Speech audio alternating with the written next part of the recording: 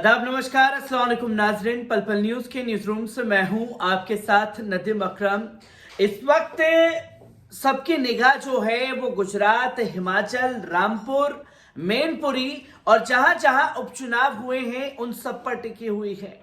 इन तमाम सीटों के बारे में परत दर परत हर एक चीज बारीकी से आपके सामने रखूंगा। पर बात की जाए शुरुआती रुझानों की कि शुरुआती रुझान क्या चल रहे हैं, अगर मैं बात करूं हिमाचल प्रदेश की, तो हिमाचल प्रदेश में एक ही दिन में वोटिंग करा करके तमाम चीजें जो हैं वो सामने कर दी गई।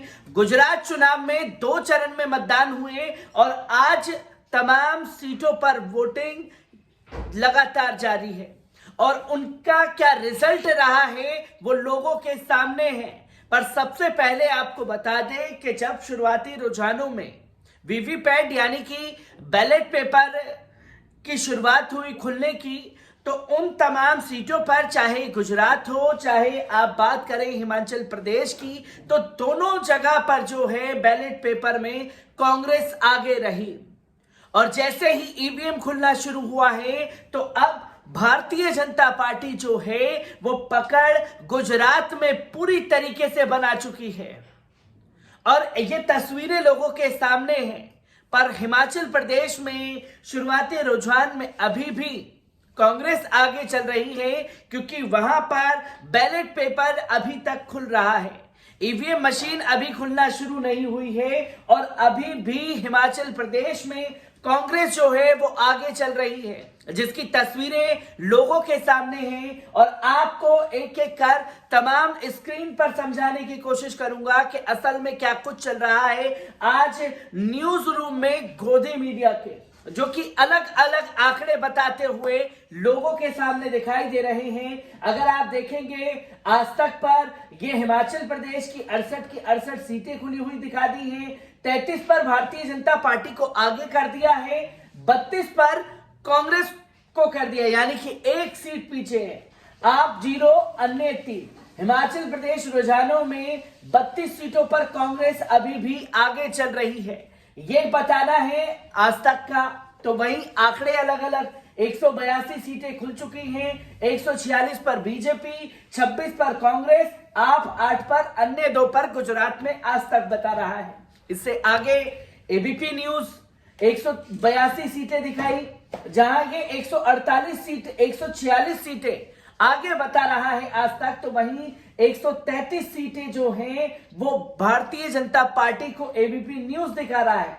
26 सीटें कांग्रेस की थी, यहां 10 सीटें जो पीछे बताई गई वो कांग्रेस की दिखाई गई, 36 सीटें। इसी के आगे आपको 9 सीटें, अदर को 4। वो अदर में कौन है? क्या बैरिस्टर असदुद्दीन ओवैसी साहब को गुजरात में कामयाबी मिलेगी? और जिग्नेश मेवाणी आगे चल रहे हैं, अल्पेश ठाकुर, भूपेंद्र पटेल, ये 3 बड़े चेहरे हैं खासतौर पर जिन पर नजरें टिकी हुई हैं। और अगर बात की जाए हार्दिक पटेल की, तो हार्दिक पटेल जो हैं वो अभी पीछे चल रहे हैं, जो कि तस्वीर लोगों के सामने आई है। तो वहीं आपको बता दें कि हिमाचल प्रदेश के बारे में ये क्या बता रहे हैं कि 68 सीटें, 32 बीजेपी, 34 कांग्रेस। जहां आज तक ने उसे पीछे बताया, यहां एबीपी न्यूज अभी भी 2 सीटें आगे बता रहा है। तो वहीं अब बात की जाए न्यूज 24 की, ये गोदी मीडिया के चेहरे। अब न्यूज 24 जो तथ्य दिखा रहा है वो ये कि 135 सीटें बीजेपी, 35 कांग्रेस, आपको 8, अदर को 4। हिमाचल प्रदेश को अगर आप देखें तो 33 सीटें भारतीय जनता पार्टी, 32 कांग्रेस, यानी कि भारतीय जनता पार्टी एक सीट आगे। तो तमाम चीजों के आंकड़े जो हैं वो अलग अलग हैं। यही आप जी न्यूज को अगर देखते हैं तो जी न्यूज की किस तरीके से तमाम चीजें सामने आई हैं। 133 भारतीय जनता पार्टी गुजरात में, 36 पर कांग्रेस और आम आदमी पार्टी को 9 सीटें दे दी हैं। जी न्यूज और एबीपी का एक ही सेम फैक्टर चल रहा है, आज तक अलग तरीके से दिखाने की कोशिश कर रहा है। तो वहीं न्यूज 24 भी अलग आंकड़े बता रहा है। भारतीय जनता पार्टी को 34 पर हिमाचल प्रदेश में अब आगे बताया जा रहा है और निर्दलीय उम्मीदवार जो हैं वो आगे हिमाचल प्रदेश में चल रहे हैं, जिसकी तस्वीरें लोगों के सामने आई हैं। पर इस बीच कई सारे आंकड़े चौंकाने वाले आएंगे।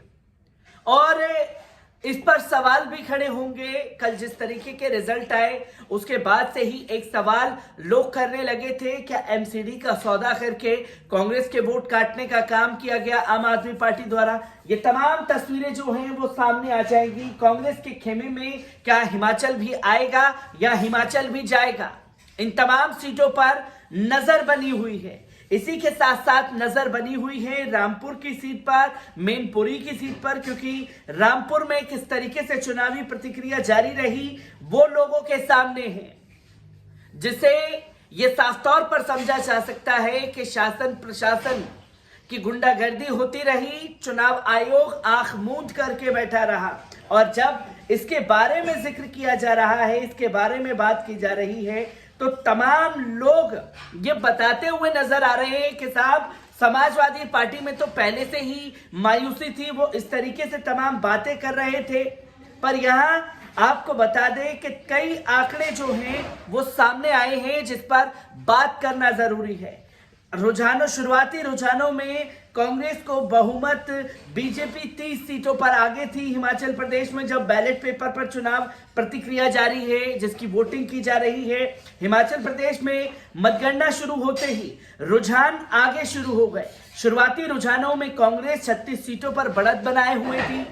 शुरुआती रुझानों में बीजेपी 30 सीटों पर। ध्यान देने वाली बात यह है कि आम आदमी पार्टी का हिमाचल प्रदेश में अभी तक खाता भी नहीं खुला है। हालांकि 2 सीटों पर निर्दलीय उम्मीदवारों ने बढ़त हासिल की है। जब मतगणना शुरू हुई थी उस समय बीजेपी बढ़त बनाए हुए थी, लेकिन 9 बजे तक कांग्रेस बीजेपी के पीछे छोड़ते हुए आगे निकल गई है। रुझानों की माने तो कांग्रेस को बहुमत मिलता नजर आ रहा है। सुबह 9:40 पर कांग्रेस ने 38 सीटों पर बढ़त बना ली थी। बीजेपी 2 पायदान और खिसककर 27 पर पहुंच गई थी। तीनों सीटों पर निर्दलीय उम्मीदवार लगातार आगे बने हुए थे।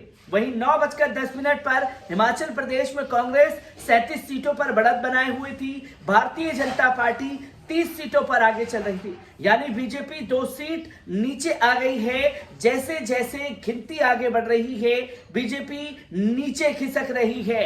ये हिमाचल प्रदेश के ताजा अपडेट जो है वो सामने आए। सुबह 9 बजे तक मिले रुझानों के मुताबिक हिमाचल प्रदेश की कुल 68 विधानसभा सीटों में से आधी 50 से अधिक सीटों से रुझान मिलने शुरू हो गए थे।